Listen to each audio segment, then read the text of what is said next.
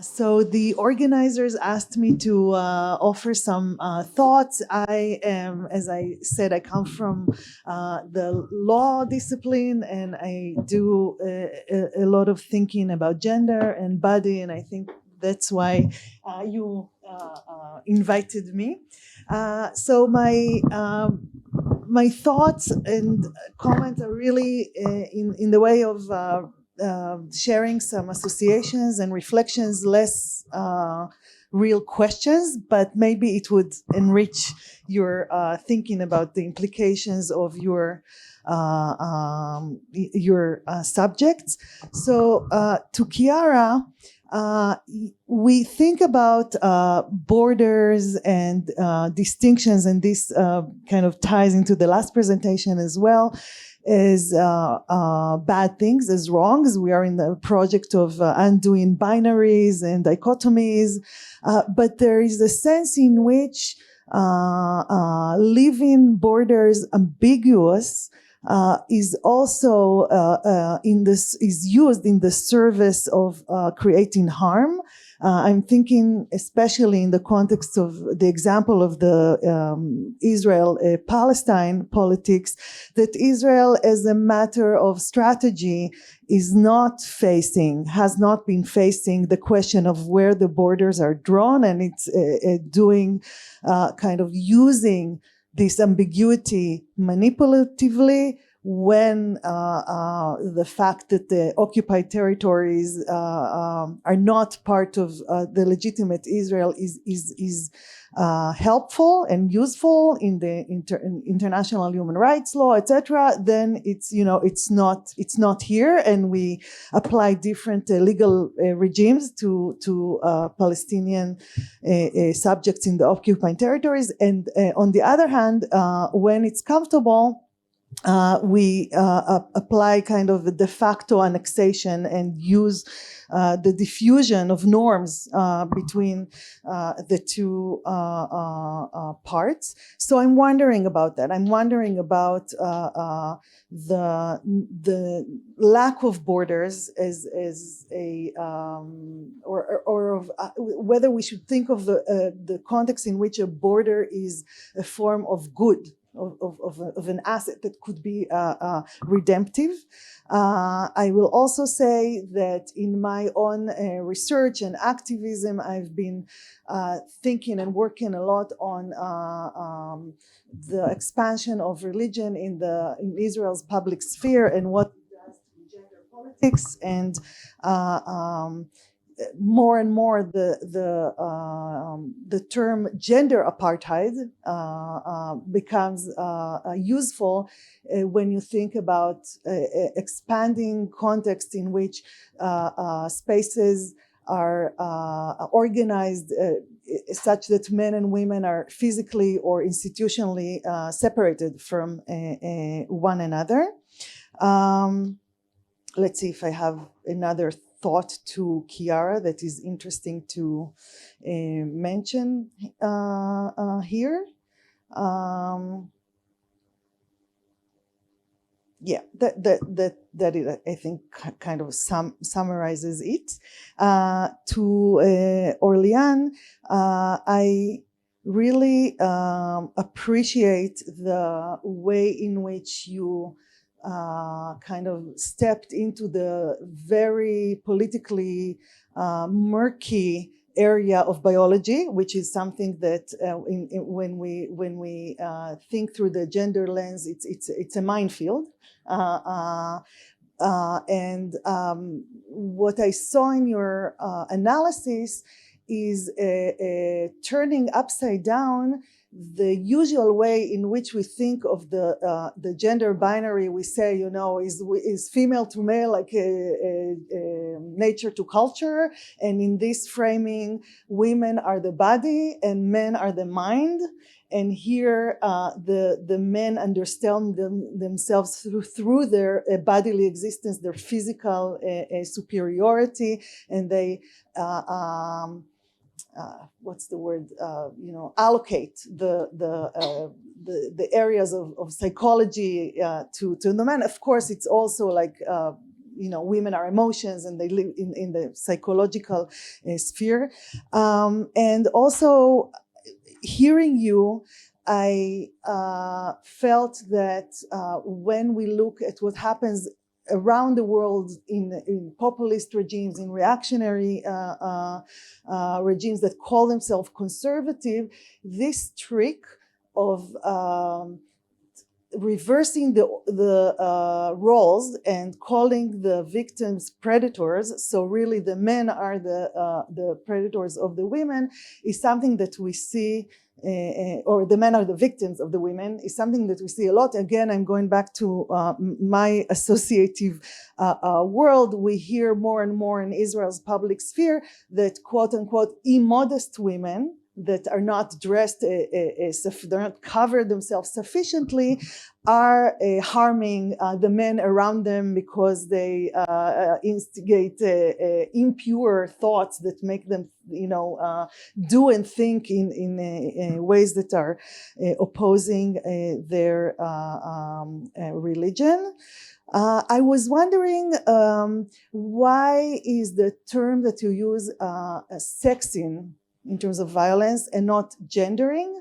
I think there is a sense in which what you are mapping is the gender of the way in which we treat those roles, those physical roles and those emotional roles. And I'm not one to be averse by using the word sex. I think the distinction is very helpful, but here it's a question that remained in my mind. And finally, I wanted to share that the legal doctrines have a really hard time in finding the categories to treat those unconventional instances of gendered behaviors. So to give you one example, the doctrine of self-defense was shaped by the model of two men fighting in a pub. Okay, and that means that you can claim self-defense. One of the conditions is that you used equivalent and not more physical violence. So if they come with a fist, you can take out a knife. Okay, that would deny your ability to say I was acting in self-defense. And of course, this doctrine does not fit the general physical inferiority of women, because oftentimes they cannot use a fist against a fist. They need to use a weapon or something else to defend themselves. And to Hafeesha, this was extremely, like a whole different world that I learned from. And I'm going to Kerala in the summer, so I'm very excited. I was thinking about the stakes that you had. That's the most important question that lingered in my mind. The stakes that you have in letting them understand that what they are experiencing is violence. Okay, so what do we get of this and get from it? And here I'm remembering many arguments by legal defenders in the context of sexual violence that argue, look, part of the harm in sexual offenses is not really the offense itself, it's how women are being taught to interpret it. So in another world where sex didn't have this a particular kind of meaning, all the baggage that we have from feminism and from Foucault about sex and sexuality, maybe if a man cheats a woman about what they're going to do and what they're doing and who he is and why they're doing what they're doing would not have been considered more severe than when I come to the to fix my car and in the garage they cheat me.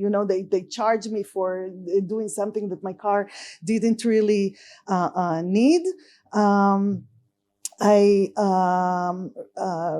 It really resonated to me the belittling of the group by feminizing it, and here it's connected to Chiara's analysis on creating distinctions and borders in order to exclude. So you are not us because you are kind of feminine. And maybe my last point would be that if we try to challenge the binary between physical violence and symbolic violence, there is more and more research that indicates, but in medical journals, that symbolic violence, exclusion, arrogance, as you said, kind of patronizing, has physical health impact. So women who are being treated through sexual stereotypes, there is a correlation between that and increasing high blood pressure, diabetes, all kinds of other symptoms. So that's me, and I don't know. Should I invite the speakers to comment now, or should we gather questions? Yeah. Okay. Wonderful. So please. So thank you very much for 3 great presentations. I have a short question for each one of you. For Chiara, I thought while you talked about the situation of LGBTQ people in Palestine, it's important, I think, to note the case of cities, city village or city town or city balad in Arabic, especially inside the 48 line, inside the green line. Palestinians were denied the right to have a free city.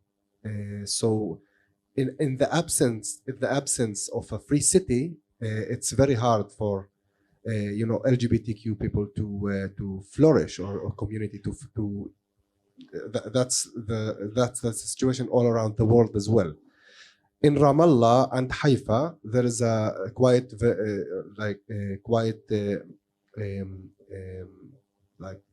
very obvious LGBTQ scene, but Haifa is a mixed city and Ramallah is a special case as well. So I think it's important to account for the city, the right to a city, and its relationship to what you talk about. For Auréliane, while you talked, I was intrigued because the men you interviewed gave a very, from their point of view, a very strong rhetoric, explanation for their violence, physical violence. And then I thought the 2 points actually. The first point is the rhetoric skills role in pointing out the violence. If you don't have this rhetoric skills, then you'll be ilim in Ivrit, which is mute, and you can't like fight or resist the violence that is inflicted upon you. I would like to hear your own thoughts about it. And the other point is the hierarchy of violence. You talked about physical violence and psychological violence, and I was remembered. If you watched Game of Thrones, I remember Cersei Lannister saying, "Power is power." So, okay, you can use psychological violence, but physical violence, I think, in the hierarchy of violence, is above psychological violence. That's how I solve the problem in my head. So I'd like to hear your thoughts about it. And for Hafeesha, um, it's interesting because it's like you use academia as a way to resist the symbolic violence. Do you view it as well as a way of resistance when you present the case of the Kerala people, of the Ahmadiyya, group? That's it. Thank you. Thank you. Shall we take some more questions, please? Yes. I have a question for Auréliane about the methodology, or actually about how it felt speaking with these men, and were you afraid?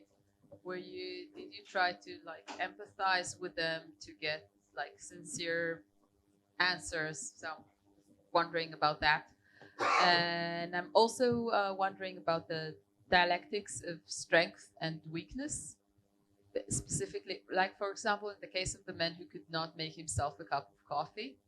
That's like being, for me, it's being weak. It's being like a child. So I'm wondering about this dynamic of being strong and being weak.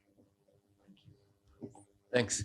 Thank you very much for the panel, but I'm sorry I only have a question to Auréliane, if it's okay. It was fascinating. Fascinating talk. All the details and the way that we presented them were thought-provoking, and I hope it is a legitimate question, not too kind of masculine question or whatever, because I'm looking for something like a bottom line or conclusion. The details you presented, the stories you presented were in a way illustrations or illuminations of what exactly? I mean, were you trying to show how victimhood can be utilized as a tool, something we are very much familiar with in the Israeli-Palestinian context, for example? Or maybe you were trying to say that there actually is no such thing as women against male, women against men violence. As a man, I cannot object to this conclusion, but I think it is maybe too simplistic. Or maybe you were just saying a third option that I find interesting is that we simply cannot define violence in an exhaustive way that will make it possible for us to apply this definition to reality, and that each and every particular instance of violence, or that is claimed to be violence, must be analyzed according to the particular power relations in the situation to see, again, patriarchal relations or something else. So I hope the question is clear. Thanks. Thanks. Okay. Two final and short questions, please. Okay, first of all, Sorry. Auréliane, thank you very much. It was really interesting, and I was wondering if we can relate it to this trend of victimization that we have lately. Everybody wanted to be a victim, and also there's a problem, how does the court, this is maybe for you, decide what are the criteria for being a victim or not? Okay, this is the first thing. And the second question, very short, is to Chiara. I'm a little surprised to see that you connect the fight of the LGTB, only with the colonization, because according to me, there is a terrible problem, not only in the Muslim, but also in the Jewish society, that is related to religion. And the fact that this is not taken into account, I think that it gives a wrong picture of the situation, because the LGBT are not recognized in the Muslim society. They are not recognized in Palestine. Many of them fly to Israel, and we know it. I will not talk now about the Jewish side because that's not the point. But the question is, that religion has a major role here. So saying we cannot have LGTB liberation without the Palestinian liberation and we'll have it together sounds very strange to me. Thank you. Finally, last question shortly. So I'm sorry, we don't have time. Sorry, we have 10 minutes for 3 speakers, so that would be the last question. Yes, I would like to continue from your question.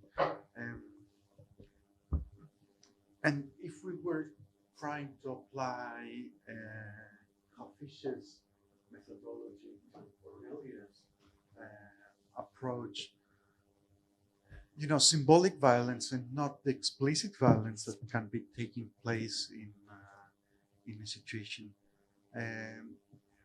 What you, Hafeesha, showed can be very, very important, actually. And the feeling that someone feels psychological abuse, I think, should be considered in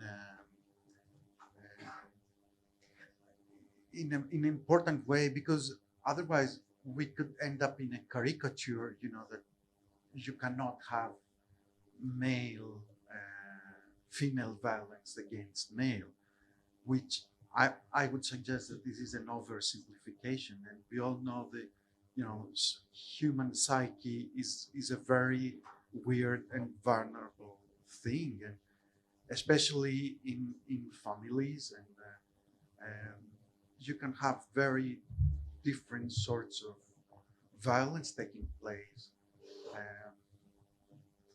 In some cases, I know psychologists suggest that even mothers have been very oppressive towards children, for example. I need to ask you to finish.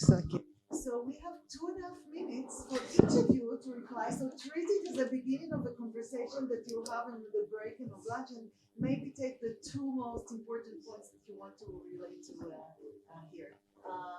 Please. Chiara. Okay. Yes, thank you so much for these thoughts. And first of all, I would like to start with this idea of borders that you mentioned at the beginning. And I would use again this dualism that we are using in these days between physical and symbolic, because also with reference to the borders, we have these physical borders that determine at the same time symbolic borders. And so at the same time, the inclusion or exclusion of people from that. So I would like to say this because too often we see what is visible, but as we said yesterday, the more this violence is invisible, the less we manage to see it. So disregard the borders, and as we mentioned, the fact of religion. I'm sorry if I didn't insert in my presentation, but this was very crucial during an interview that I have with a person that I interview, which is a Palestinian, is queer, and is a Muslim as well. And when I mentioned the fact that these people told me also the difficulties of and the oppression of Palestinian societies, the oppression of religion was very crucial, because, for instance, he told me that one of the most important things he suffered from was the fact that his family, for instance, told him that he had to be like guilty or be afraid of his expression as a queer person, because, for instance, Allah wouldn't accept him as with this non-heteronormative existence. So he told me that it was really crucial. And at the same time, when trying to meet for instance, queer spaces, for instance, events organized by Ecole, he started understanding that being queer and also being Palestinians, being Muslim could be possible. Because at the beginning, he really thought that this intersection, so being queer, being a Muslim person, couldn't be possible. So this was crucial. I'm sorry because if I didn't mention during my presentation. Thank you very, very much, Chiara. Okay, so I'll try to answer everything with brief answer. About the women or body, men's I mind opposition, it's always been a false equivalency. Anthropologist Paola Tabe has shown very clearly that even in society that are least modern, Men have control of certain physical activities, activities that matter, that are very recognized, gratifying, and women have the physical activities that do not matter. So men have the war, the tools, and women have the least gratifying activities. So it's always been a false equivalency. A better equivalency would be that men are equivalent to power, whether that power leads in reason, in physical strength, which allows one to assert power, and then women have been relegated to everything that is not power. And power itself, as a social definition, does not exist in the absolute. So the definition of power is very different according to society, etc. But we can keep talking about that after. Why they use sexing and gendering? You're right, it's all gender. I will go as far as saying that sex as we know it, which is biological, does not exist. There is no such thing as biological sex. It's all gender. But for my interviewees, there is such a thing as sex. And they oppose sex as nature, so physical strength, psychological strength, and gender as society. So sex is men are stronger than women. Gender, for them, is women are treated more favorably than men in our society because people think they're weaker. That would be gender, social reception to sexual characteristic to them, which is why I use the term sexed bodies and sexed mind. My interviewees are sexing bodies and mind. I'm not. It's all gender. Biology is a social construct. It does not exist. Nature does not, human nature does not exist. I'm a sociologist. I'm here to deconstruct everything. Now, about laws. I only know French laws.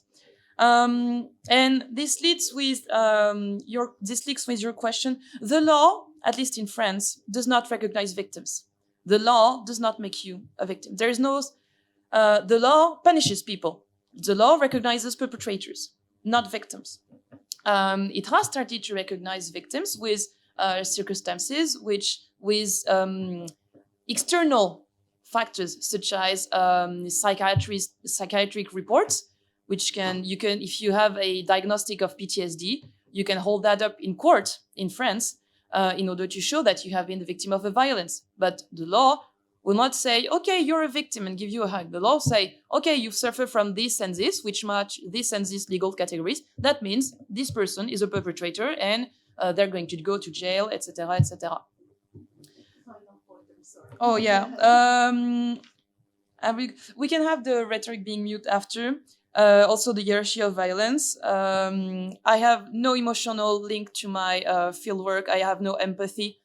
I do not believe in my research in empathy as a tool. I think it can be useful. I don't think it's mandatory. I think there are other ways to be in contact with people and talk to them. And the last point, there is no victimization trend. It's a myth. It's a very conservative myth. We can talk about that later if you want. L'ère des victimes de Didier Fassin, the era of victims, is more often pulled up to prevent people from becoming victims or to complain that there are too many victims. I find it so interesting, and I'll finish on that every time I do a presentation, never at any point have I in my presentation that men cannot be victims. I said, I'm studying men who says they've been victim. This is what I find. I'm not saying that, but every time I present, every time there's someone, and it's always a man, I'm sorry, who tells me, and I've presented just to give, I've presented my research more than 20 times. So it's not quantity, but still. It's always men who's like, but men can be victim too. Sure, they can. We have in France an inquiry, Virage, which interrogating 30,000 people, 17,000 women, 13,000 men, about the violence they suffered from in childhood, in relationships, in the streets, in their job, etc., etc. And in the relationships, women suffer from a continuum of violence, which means that if you interrogate a woman and she tells you, my partner, a man, because for same gender relationship is different, my partner has been sexually violent toward me, that partner is going to be also physically, verbally, and psychologically violent, because violence is shaped by gender, which means that according to your gender, you're going to use different kinds of violence, because your violent resources are not the same, and for different goal. For men, most men, when they use violence, it's for control. So violence is a tool for control. which makes sense. So you're going to use every kind of violence to control the woman in every part of her life. Verbal, psychological, sexual, physical. Amen. Thank you. I'm sorry. Men who are victims of violence are victim episodically. There is no continuum, there's no control. And women use physical, verbal, and psychological violence, not necessarily together or in the same relationship in order to solve conflicts. Thank you. Sorry.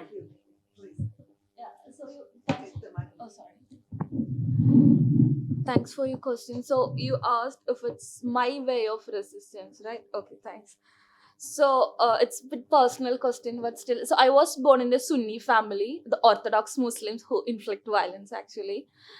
But personally, I became an atheist when I was 12. So I don't believe in God. I don't practice any religion. So, but still, I do advocate religious freedom, and I do respect people who practice freedom. So in Indian context, Ahmadiyya Muslims are allowed to practice Islam by the law. So I don't think like state should be involved when it comes to religion. It's people's right to believe or practice whatever they want to do. So that's the first thing. And the second thing, as an anthropologist, we anthropologists believe in cultural relativism, and we do have lots of respect for different cultures, the people's belief, practices and all. So I don't think it's my way of resistance, but I'm saying it in the lens of cultural relativism. Thank you. Thank you for a fabulous panel.